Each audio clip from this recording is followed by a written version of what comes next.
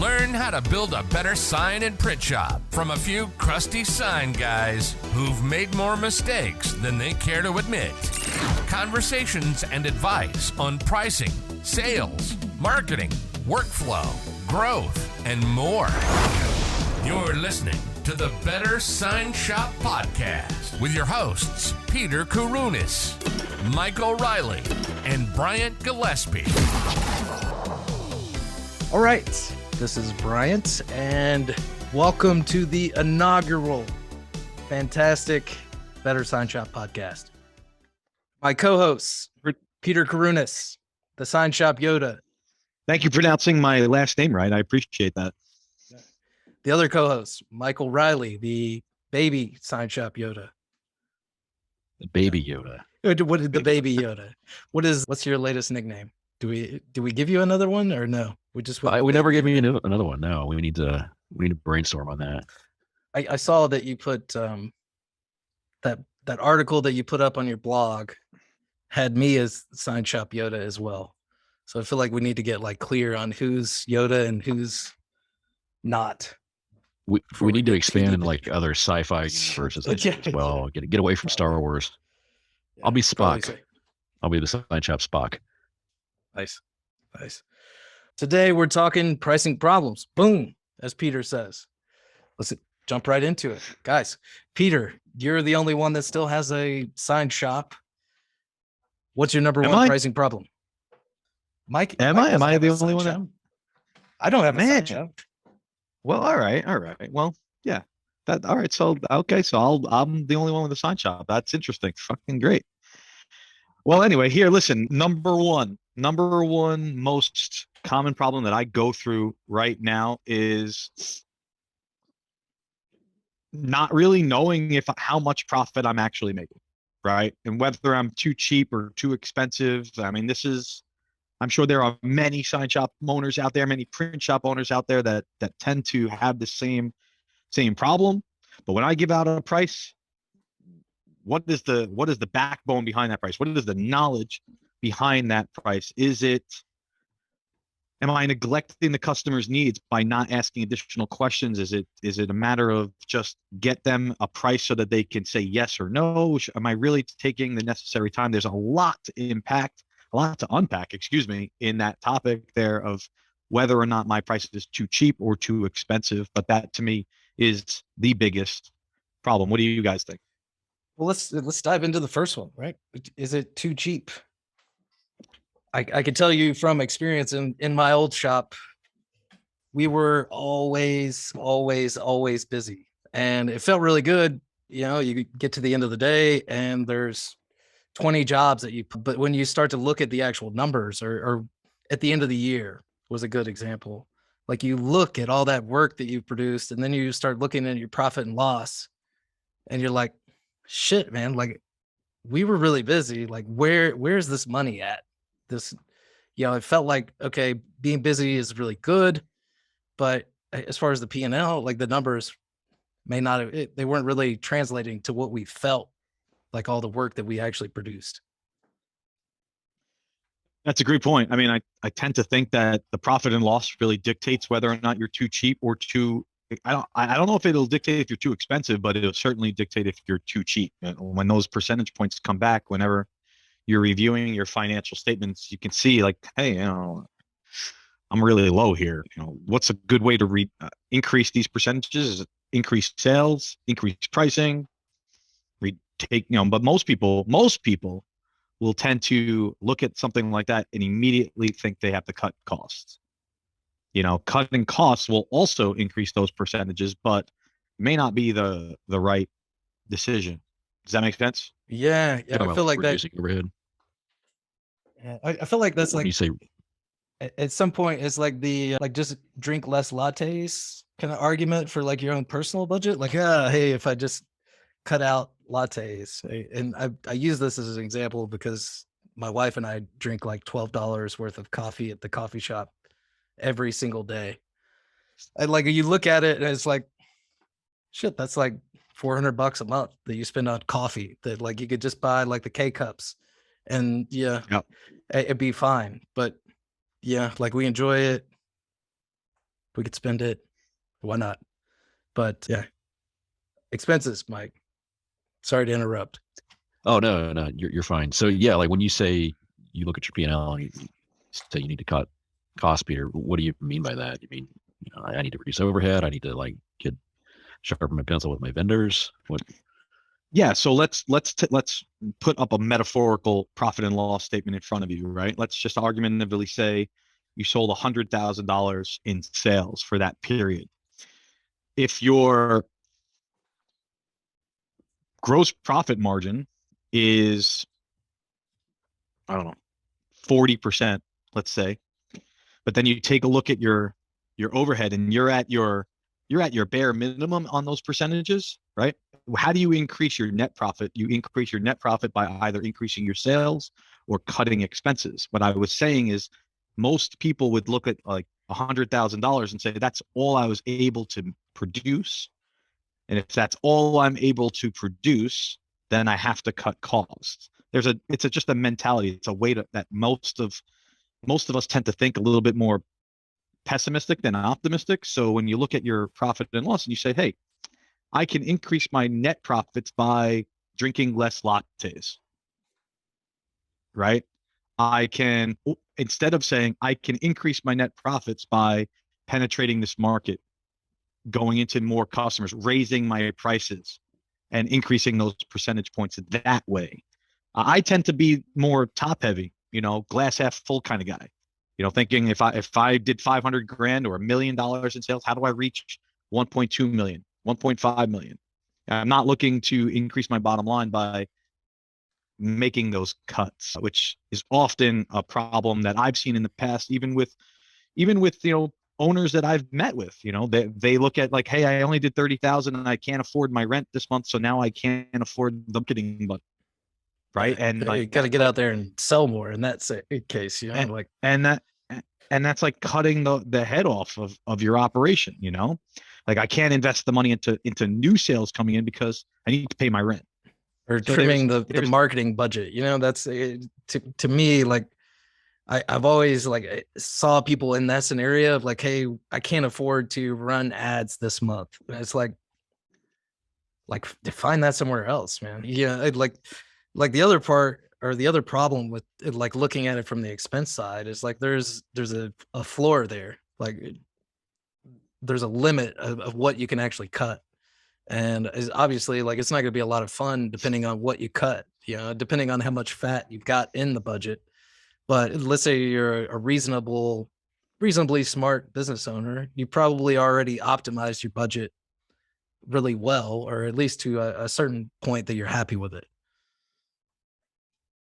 Yeah, I mean, when you're if you're a new person, if you're a new business owner, if you're a person that's looking to get into this business, you've probably been educated to like doing a forecasted projection, a pro forma, if you will, something that's really going to give you some substance to what you're about to enter into. So you have to factor in labor, overhead, marketing budgets, and get all of those pieces together so that that this is what you have to do. And and this is how much you need to invest to get to that level.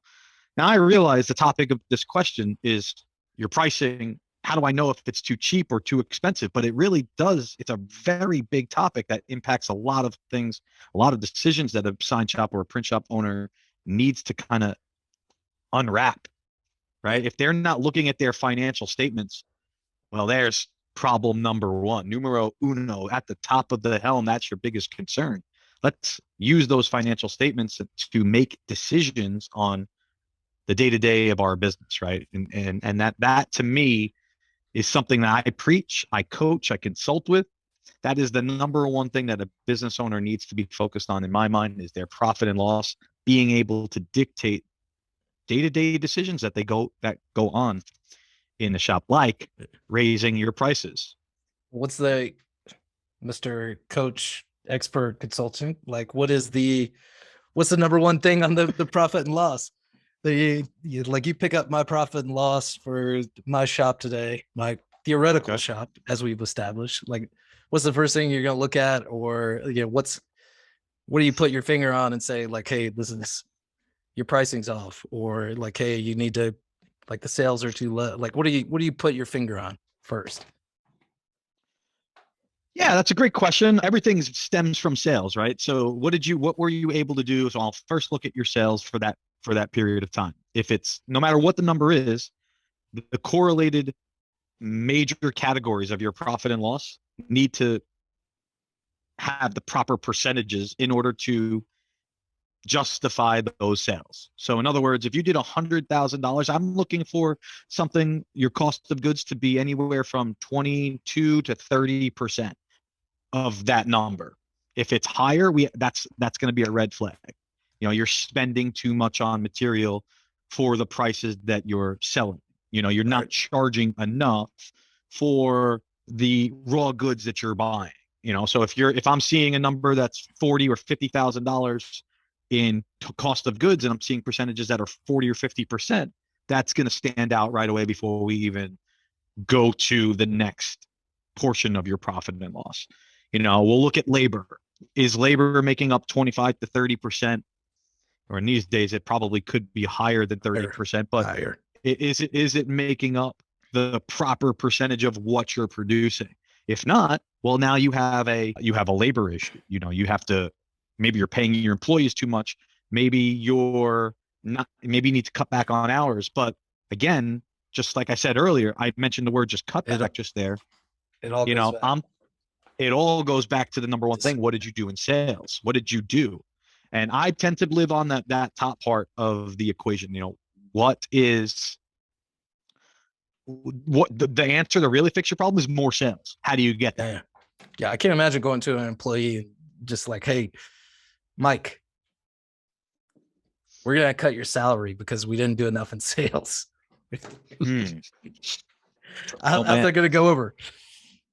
You know, usually what that happens is that conversation really doesn't happen in the world. But what does happen is the owner, Mike's not performing the way I need. So I need to kind of dip into my pocket to invest into that business again. So now it's costing me more money until I get busy again. And I put that in quotes because that's what a lot of people do. Like, get busy means we're making sales, which doesn't always mean that you're profiting on your sales when you're busy, by the way. Like, I like people that say that they're busy, but good busy is better than bad busy. Yeah. That brings to mind a story. Like, one of the first consulting clients I ever took on years ago, really nice guy. I had a small sign and print shop, kind of a remote area. It wasn't in a large market.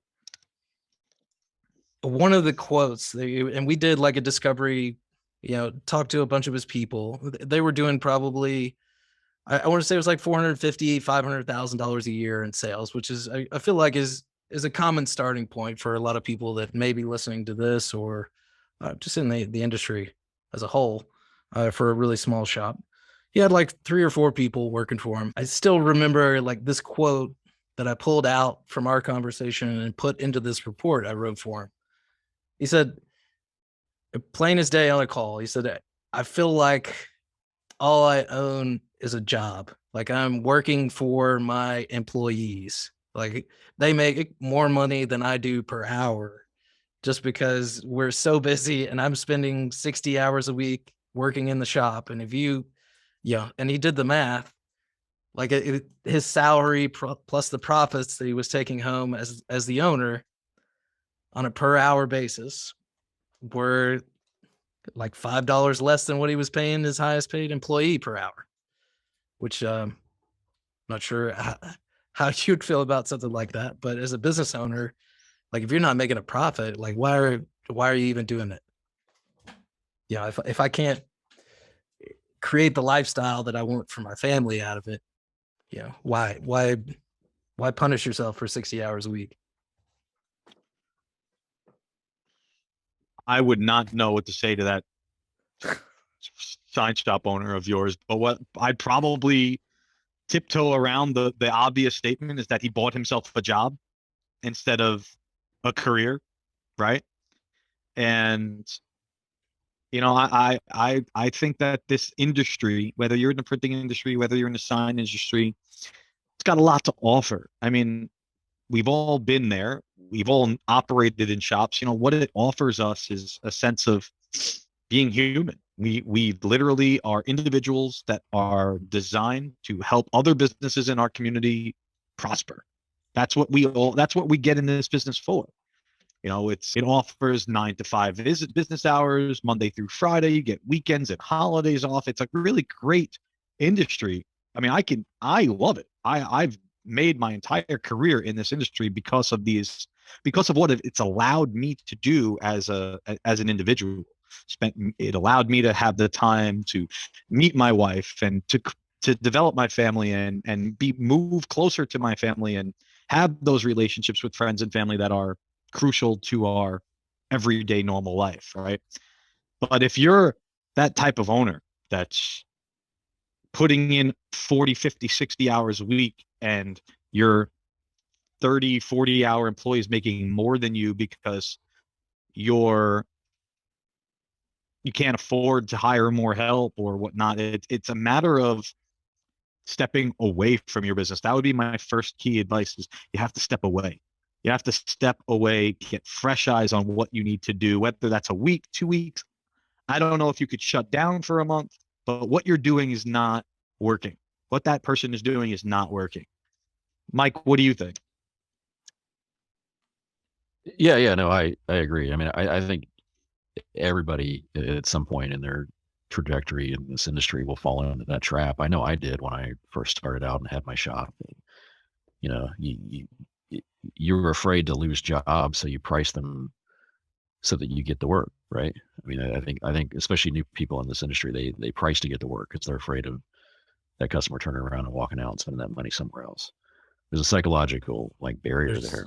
There's some little thing in your head that's like, this person is in front of me and they're wanting this particular job, and you're just like, hey, okay, $500. Yeah, that sounds good. Yeah. Let's go with that. When that's or this will look great in my $1,000 portfolio. Yeah. Right. This will look great on my website. Like I'm gonna lose my ass on this job just for the bragging rights to say I did the job. Like I've done that. Everybody does that in this industry. It's a dangerous trap to fall into, though, because once you start doing that, it's really hard to break that habit and get back out of it. And I've seen people that have been in this industry for 20, 30 years that can't figure out why they're not profitable. It's because they're still doing that, because they're afraid of losing the customer. They're afraid of losing the job. So they price it low. Or they're looking at what their competitor, Jimbo's Lawn Care and yard signs down the street will do this sign for half what I can do it for. Fucking like, well, Jimbo, man. Right. Like, and every town has one. And he's working out of his spare bedroom with a Cricut, and he does crappy work, but he'll undercut everybody in town because he doesn't have an actual business, right? So many people fall into the trap of trying to compete with those guys, and that's just it's super dangerous. I see a lot of people making the mistake of comparing their pricing to their competitors and trying to base that on what they charge anyway, which is dumb because your competitors don't have the same overhead as you. They don't have the same rent and employees and payroll and burden rate that you do. So why are you trying to price according to their business model, which is entirely different than yours? And then that's how you fall in that trap, or it's one big way of falling into that trap of having a very expensive job that you have to go through every day that pays you less than you'd make at Taco Bell, usually. Breaking that cycle. I know you like Taco Bell, man. That wouldn't be bad. I do. I mean, I'm not saying that as an insult. There are times I'd rather work at Taco Bell. What's your go-to at the Taco Bell? What are you eating at the Taco Bell now? Oh man, I mean, it depends on what's in season. Like if you've never had their nacho fries, let me tell you, they don't have them all the time, but if they've got the nacho fries, you got to get on that. They're amazing. Otherwise, just give me a plain old bean burrito, buddy. That's my go-to. I used to be a fan of their Mexi Melts before they got rid of them. Like I was like, why did you get rid of your Mexi Melts off your new? Like, nobody bought them. You remember the Enchilito? It was like, oh god, those were so good. They came in the plastic container with the bubble and like the red sauce on it. Oh man, those were mind-blowingly good, and they got rid of them. When it's late night and you're working in the shop, there was nothing better than Enchilito. I mean, listen, I'm when it comes to Taco Bell, I'm just gonna straight like 3 tacos, maybe a chicken and cheese quesadilla. My wife likes the cheesy gordita crunch, but when you have your staff and they're all like kind of working to beat that deadline, there's nothing like a Oh yeah. like one of those big boxes of tacos to get everybody motivated. Oh, absolutely. Jesus. Yeah. It's the best, man. And like, and I don't eat meat. I'm a Props to vegetarian. Taco Bell. Yeah. Yeah. maybe, No, and I'm a maybe we could vegetarian. get them to sponsor the next episode. Like, what do they? Yeah. Signs and tacos. Pause for Taco Bell break. No, Hey, that's a great title. Signs and Tacos and Profit and Loss. there There you go. Okay. We should all be Yeah. eating tacos while we talk here. All right. So So we've yeah, established. yeah. So Oh, go ahead, Mike.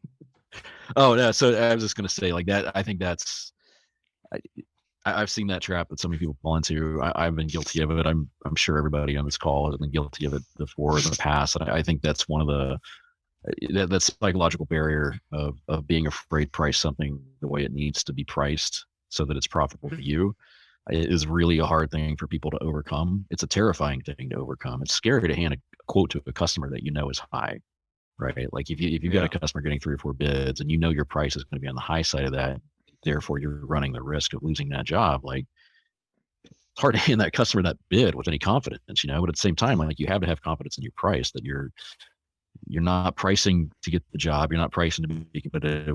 You're pricing to put food on your own table and make sure that your employees get a paycheck next week, first and foremost. And that's, I think, what a lot of people fail to take into consideration in the equation. And then, talking about your P&L and what red flags jump out at you too. I mean, there's an old metric too that, I can't remember the exact number. You should be only, getting roughly half the quotes you put out there. If you're getting too many quotes, your prices are too low. If you're getting, if you're winning too few bids, your prices are too high. So that was one that I always used to use as well. Was like, if I'm winning every bid I'm putting out there, every quote that I send out comes back as a paying job. Like that's a big problem. You don't want that because every one of those jobs is underpriced, and then your margins are thin, and you're working for. You stole the thunder, customer. dude. I was getting ready to come in and say, like, Peter, what's the number one thing that the people listening, they're pricing too low? Tell them how right now. Look at the conversion ratio. How many quotes do you send? You send 10 quotes, you get 9 of those quotes. You're way too freaking low. Mm-mm. That's interesting. That's an interest. Yeah, I never quite thought of it that way. To be honest with you, I've been doing this a while. That is something I never quite thought of. I would just think that if I'm winning all these quotes, they like who I am as an individual. They like me as an owner. They like me. So if I'm winning all these quotes because they want to work with me, that's what I'd be thinking. But I guess I'd also be thinking, hey, my price might be too low. That sounds really funny to say it out loud, but it's true. I've so many shop owners that are, yeah, man, we get every bid that comes through the door. Like, it's great. We're not profitable, but it's great. I'm like, well, why are you getting those bids? Like, they fucking love us, man. I'm like, no, they don't. They don't give a shit about you. They're saving money with you. That's all they care about. That's that plays into the ego too. And ego, I mean, this isn't a sign industry specific thing, but ego is a big thing that drives a lot of business owners. And it's easy to conflate these people love me for I'm just whoring myself out, and they love that. And there's a big difference between the two, and it can be really difficult for a business owner to recognize which one of those that they're actually in. That's really interesting. It's really interesting because I would never know how to figure that out, right? I would think to be caught in that rock between a rock and a hard place. If it's me or if it's my pricing. Do they like me, or is my pricing too cheap? Like that's got to be a big question for many sign shop owners out there that are and there's nothing wrong with how to find the answer. Totally, and there's nothing wrong with liking your customer if your customer's liking you. Like I had a lot of customers, still do. I sold my business 9 years ago, and I'm still Facebook friends with 2 or 3 dozen of my customers and still talk to them on a regular basis. And I consider them friends. I'll call them acquaintances or peers. That relationship. I mean, it's a very fine line, that relationship you walk in business with a client. Are these really truly my friend, or these people really like me? And the flip side of that, do I really like them, or do I like their money? So it's a dangerous slippery slope to let that muddy the pricing equation, and a lot of people do. A lot of people let that factor into how much you're charging, and that's really dangerous, because then you're frankly interjecting personal feelings into something that's very black and white math, and that'll screw you in the long run for sure. Sure. Yeah. You know, while I was listening to you guys talk, you know, something else came to mind, and I'd love to hear your thoughts on this. And I might throw a monkey wrench into what we were talking about here just a moment, but you know, one of the bigger hurdles for me, even throughout my entire career, is timing with a customer. When a customer, if a customer comes in, and you guys mentioned, like, you know, looking at your competitors' pricing and you know, trying to stay better than what they're offering you. I don't have time to call my customers or call my competitors and say, what are you charging for this, so that I can be in the ballpark. I don't have time for that. I don't think I've ever done that. You know, I do it in a different way, but if a customer comes in and they're ready to buy, you know those moments where you get somebody that walks in or calls you and is really like, I need to move forward. I need to do this, to tell you all the right things. I need to get a price. Can you get me a quote today? I need to have this by the weekend. You know, you got them by the on the ropes right there at that point. You know, that ropes. timing. It's I got them on the ropes. by the that- cojones. What were you trying Yeah, to I wasn't say? quite sure. I wasn't quite sure what words to use there, but yeah, I got them on the ropes. They're ready to buy. You know, they start asking buying questions, and that's usually a telling sign of like, okay, this guy needs to get an estimate out right now, and I need to find the urgency to get them a price, and because they're ready to buy. And I think that plays a part into the logic of too cheap or too expensive. Timing, you know, it's a very interesting piece, because I don't have the time to do my research. I don't have the time to evaluate competitors, call vendors, because the person's urgent. They need it right now. They need to move. So a lot of times, myself even would rely on prior experiences to give this customer a price, even though the formula is not being followed. I'm not calling any vendors. I'm going back to old habits myself, because this customer is telling me that they want to move forward. They need that sign up by the weekend. They need it in a week. I need to get a price from you. So that typically I would happens to totally me a do lot. that in the past, dude. Yeah. Like if I've, especially if like somebody came in the shop, they're standing right in front of me and they say, Right in front of you. like, hey, this is what we want. Like the pressure there to close that sale then and there is huge. Yeah. And Are like you really said, like, are you really willing to let that guy walk out the door? Are you really Yeah, willing to yeah. let them walk out the door so that you can do your research and get them a more accurate? That's a ballsy moment. And I never let I try my hardest to never let that person leave. I mean, that's like sales 101. They want to buy. This is the time to buy.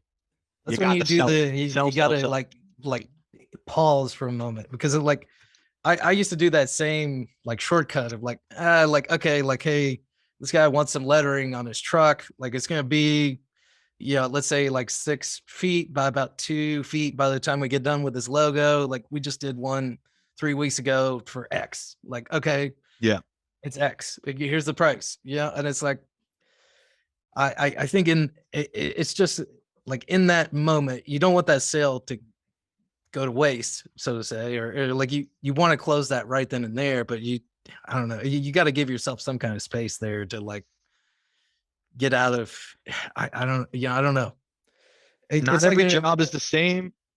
You might like have an emotional waste. reaction for me sometimes. You know, it's almost like it, the customer. Have you ever had a customer do this to you, Peter? Like you're standing there in that same situation, and they you give them the price, and they're like, I was thinking probably like $200 less or $300 less. Let's say it's like $1,000 job, and then they're like, well, like so and so quoted me $700.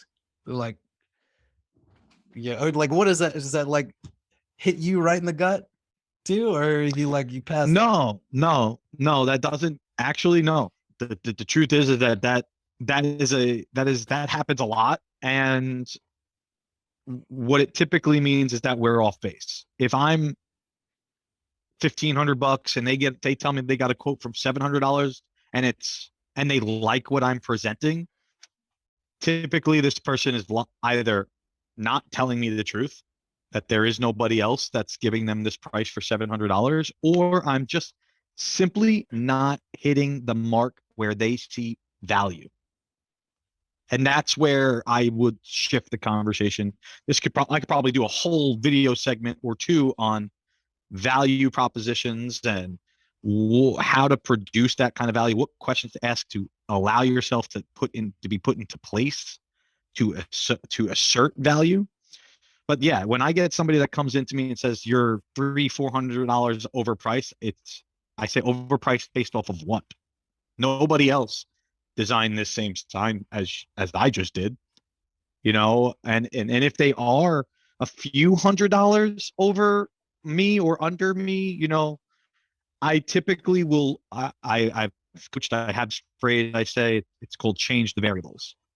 And changing the variables means if they just told you what budget they want to be in, so how do you make it fit in that budget? I'm just not going to say yes because they said, oh, I got a quote for $500 less. I'm going to say, okay, well, maybe I can get you there if we change the variables of whatever the sign is. Maybe if it's not, I don't know, maybe it's a different thickness, maybe it's a different size, maybe instead of painting the posts, we're just leaving them white, whatever the case is, but it's going to dictate a conversation of getting a value for what they're buying. Yeah. And that's I totally agree with that too. I mean, that's a big, that's a rule of thumb that I always use at my shop as well. Is if somebody comes in and they say, hey, I got a price for X down the street and it's $500 cheaper, well, chances are you're probably not comparing apples to apples in that case as well. I mean, if you're talking about $1,000 sign and somebody's $200 cheaper, that's a 20% price difference. That's a lot of, $200 isn't a lot of money, but a 20% difference is a lot of money, which means that there's something that's not the same between those two quotes. And I've seen so many people just say, oh, okay, yeah, cool, whatever. They're doing it for $800. It's $200. Yeah, whatever. I want your business to do it as well. They don't realize that 20% just took off was their entire profit margin of job without changing the variables of it, like you said. So educating your customer and dissecting that other quote and saying, okay, this is what they're quoting. 3 mil diamond versus 6, IJ35 versus IJ180. They're giving you a 3-year sign. I'm quoting you a 7-year sign. Hence the price difference. Now, if you want me to match that price, I can quote it exactly the way they quoted it and I can get you there. But I think that's a part of the equation that a lot of people miss is what are you quoting against this other customer? You're just looking at numbers only. You might as well just give them the sign for free and not even charge them for it at that point, because you're going to make the sign for free anyway if you're not actually dissecting what you're quoting, why you're quoting it that way. And you want to know something? Why are they talking to you if they've already gotten a price? Exactly. Price? I think that's the biggest underlying issue is if that price is so good and that company's going to give them everything they want and they love that price, why did they not buy it there? Why are they coming to you? And guess what? They're also going to go to everybody else in town for the exact same conversation until they can find somebody who is dumb enough to say, yeah, I'll match that price without giving it a second thought. That customer knows what they're doing. To walk right into the gut punch. Right. Yeah, exactly. Yeah. I'll take it right in the chin. Give it to me straight.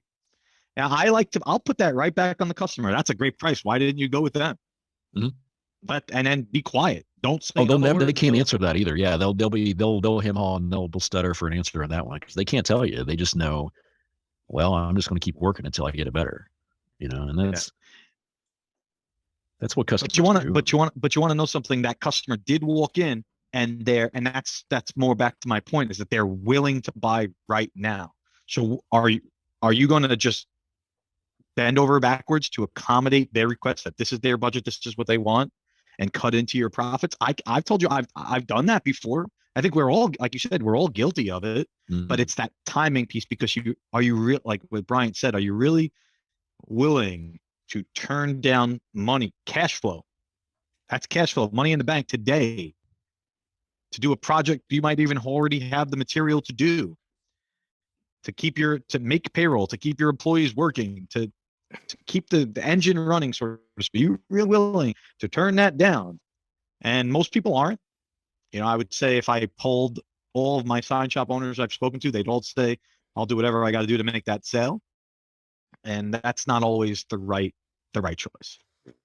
No, You know what you're so made much that better off. easier for us was appointment only. We used to have a small shop on Main Street. We had a large format printer puke its guts out. This was before the CET. Now, I was gonna say, is that the I CET? think this is no. We didn't. So we were convinced we were going to buy the CET. We didn't have room for it. We built a 6,000 square foot box, just a steel framed metal building box, just a production facility. Just had all the toys over there, and then we were then like appointment only. Like if you wanted to come in and talk with me about pricing on a wrap, like we set up a call, like it was all scheduled out so that like any of those like walk-in jobs, like, hey, Joe, and I just bought this 20-foot boat and I need some letters for my boat so I could get it on the water this weekend. Yeah. Like that stuff, like I no longer had to make those decisions because like they didn't come over to the shop. The door was always locked. Like any customers that were coming over, I knew who it was and was prepared for that situation. So I didn't really put myself in that situation. Yeah, that's a good point. We did that.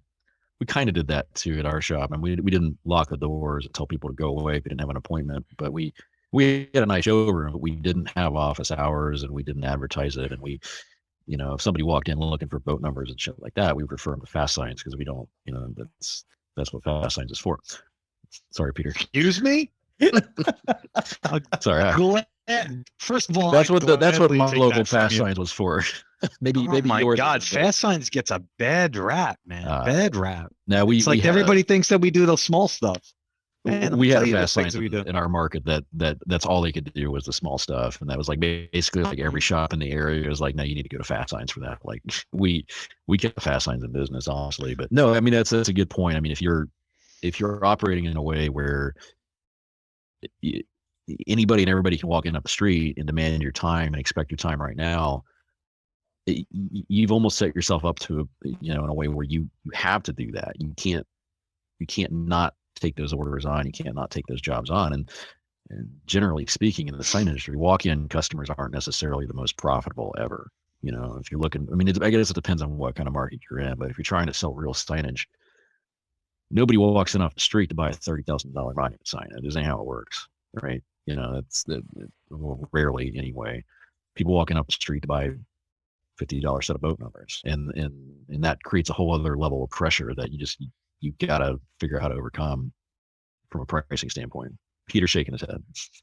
Yeah, right. Well, I was just thinking about that Fast Signs in your market. I'd love to be them. If you're handing me all this business, I'd love it. All the boat letters, boat lettering and race car graphics, man. That's what you want to do. Just to me, like, yeah, like I was like do it all guy. Yeah, like, and when like the sign production and like the office that everybody came in, and we were kind of unique. We did like UPS shipping and stuff like that as well for the community, which is I wouldn't advocate for. I wouldn't recommend like doing any of like that office like UPS store type situation. But it's something that we did. And I just like being right around the corner running a large format printer. You've got $3,000 worth of signage, just a wrap coming off of that printer, and then you step around the corner to take your eyes off of it or whatever else is in your queue to sell $50 boat letters. They could have just referred to the Fast Signs down the street. Just wasn't a good use of time. But Peter is willing to take the $50 boat letters that you and I don't want, hypothetically, since we don't have all day. All day, every day. All day, every day, and twice on Tuesdays. Now, let me ask you a question, Peter. Have you ever audited those jobs and looked at how much time you spend with the customer, designing and proofing and invoicing and waiting for payment? Are you actually making money on those? I mean, that's a legitimate question. I don't mean that to sound accusatory, like, dude, you're losing your ass on it. I'm curious, are you actually making money on it? Is it profitable, or is it like a loss leader for you? Well, first of all, there's the let me be specific with something for a moment. Boat lettering or boat numbers, whatever you want to call it, is definitely something that most shops will do simply because they have the means to do it. But I do have a minimum order amount, so I won't do it for $50. I don't just said really that. do it. I don't That's where really I was do going with that. anything. I don't really do anything in my shop for $50 because of what you just said there. Like the time to speak to the customer could take 25 minutes to speak to them before I even put vinyl into the plotter. So I'm certainly not. I'm mindful of the time allotment there. Our shop has a $200 minimum. So if it's boat numbers and maybe they got this is something that maybe we could do another call on another podcast on, but it's more of if they meet the minimums, great. I'll sell that for $200 and I'll interrupt my entire day for that $200 because I know it's good money that's coming in and it's profitable money that's coming in at that price point. Right? If it's 3-inch, 4-inch letters and it takes 25 minutes to weed, mass cut, hand while they're waiting, I would absolutely do that. And I would stop whatever I was working on for the $200 sale. Now, not many shops would say what I just said, but it also depends on the type of shop that you have. If you're a fabricating shop and you're doing a lot of like outdoor trade show like signs, channel letters, things of that nature, probably not going to stop your operations to do that. Maybe you'll get to it when you can. But if you're a vinyl shop, and I do decipher vinyl shops from production shops very often, the guys like fast signs, like what you're saying, right? Like that's what my shop is. It's a 1,500 square foot facility, printer, cutter, plotter. I mean, why wouldn't we be able to do that job and bang it out really quickly? It's like that quick banner, that quick vehicle magnets, it's in that same category. If I can get the number that I'm looking for and it meets the minimum and I can bang it out quickly, I'll absolutely do it. You get a lot of pushback on your minimum? Not nearly as much as I thought. And then that's something I did this year, by the way. It used to be $50 minimum. Now it's a $200 minimum. That's just kind of something we did to I like that it's $200. match what's like going most on of the in the shops that economy, I right? talk to are like $100, 150, but like 200 feels substantial enough. And like at that level, like I probably, I don't know how many of those. I don't know that I would have like stopped and like knocked it at that point, but like $200, like that was probably profitable for us back in the day. It's just like one of the things that I talk with. I can't tell you how many shops I talk to at Shopbox, and like being in that environment, like you get to actually look at some of their numbers, or like if you're helping somebody put pricing into the system, like you get an actual look at the pricing. And as like I've seen a lot of people that like get that type of job mixed up with in the same queue or blocking like a $3,000 job or like a $5,000 job. You know what I mean? If you've got 20 of those small jobs that are getting in the way of a larger job, it could be a big problem. Or maybe it's not. Yeah, Depends on how fast you could get it out the door. But it definitely depends, I think, on the type of shop it is too. Like Peter said, I mean, if you're more like a retail vinyl shop, like a Fast Signs, you're going to have a specific production flow set up, and you're going to be geared more for that. Where like you said, you're more like a fabrication electrical shop where your vinyl cutter is used to cut, translucent vinyl for backlit faces, not necessarily for knocking out boat numbers and stuff like that. Like, yeah, even a $200 boat number job, it's even less about the profitability of that job, but it's a massive inconvenience and it's a huge interruption to workflow when you've got to stop your bread and butter to do something else. I mean, that becomes a major issue as well. But I'm glad you've got a substantial minimum order. I mean, yeah, like, my time at Shopbox too, like I would see the same thing all the time. One of the features in Shopbox is you can set up like a minimum price on an item or something like that, or minimum line charge or minimum unit charge. And I can't tell you how many shops I talked to where like their minimum order was $25. And their thought process behind that, okay, if I make it a set of boat numbers, we'll keep beating on boat numbers here. You got like $1.50 in material in a set of boat numbers, between the vinyl, transfer tape, and 20 minutes to cut it and weed it, tape it, and send it out the door, right? So that's what people are seeing, but it goes back to that upfront time. I mean, it still takes time to stand there and talk it out with the customer, figure out what they want, design it, create your file, get it through them, bill it, receive the payment. And that's what so many people don't take into consideration, is just that ancillary time it takes to just write up an order and get it to the production floor. It's not about the $1.50 material you have in it. In 15 minutes, you gotta, your $12 an hour employee to weed it and tape it. It's all the other time that it takes up, and it's all the other stuff that it puts on the back burner while you're producing that set of boat numbers that you're not making that $3,000 job too. Yeah. And that's where people, fail to fail. What's the number one reason people price too cheap? Peter, why do they price it too cheap? The fear of losing a sale. Underestimating your time. No, it's the fear. I was right. You're wrong. That's the way it goes. Okay, maybe number two. So there's probably a list of these, but underestimating your time, like Mike is talking about, is one of the biggest things that I've seen. And I've talked to a lot of shop owners. I would say the same thing. Like, yeah, like the fear is big. The fear of losing a sale, I'd say, is probably a close second. But if there's any like one common thread that I could draw between the vast majority of shop owners that I've worked with over the years, it's the same thing. It's that they undervalue their own time. They don't really stop and think about how much time they have into a job outside of the actual like producing the tangible object. They don't think about all that other time outside of that. In that, I think that's where so many people fall short on pricing, is they don't recognize that. And in the shops that I've ever seen that are truly profitable, that, talk about 10, 15, $20 million a year shops, the big guys, those guys understand what their time is worth, and they're not afraid to ask for that amount of money. And if you're not willing to pay them for time, they'll let you out the door. They won't think twice about it. And that's what separates those big shops from the little shops right there. I mean, above and beyond anything else, the $20 million shops know what their time is worth, and the $200,000 shops have no clue what their time is worth.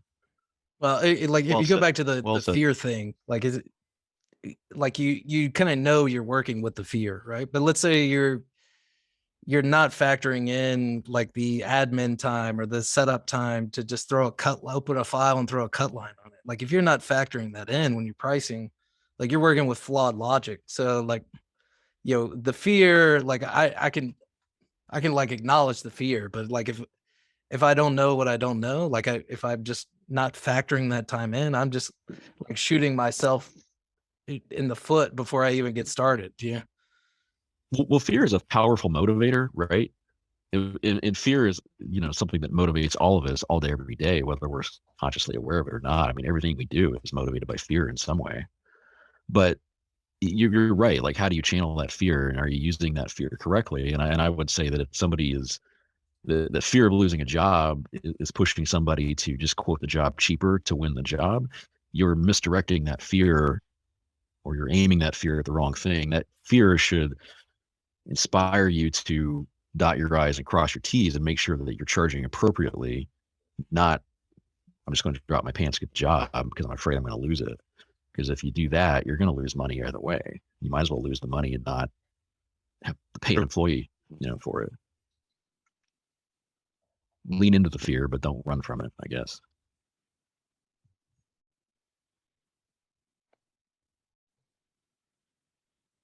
Lean into the fear. So wrapping this thing up, guys. Really enjoyed this first episode. Yeah, me too. That went better than I thought this was really great. This definitely went better than I thought it would. I think that's all three of us, right? All right. Yeah, I'm looking forward to the next one. Yeah. Pricing too cheap. If you're doing that now, look at your quotes, right? If you're winning 85, 90% of your quotes, you're probably too cheap. If you haven't updated your pricing because of COVID and supply issues, if you haven't updated your pricing in the last year or two, you're probably too cheap. What else, Peter? What am I forgetting?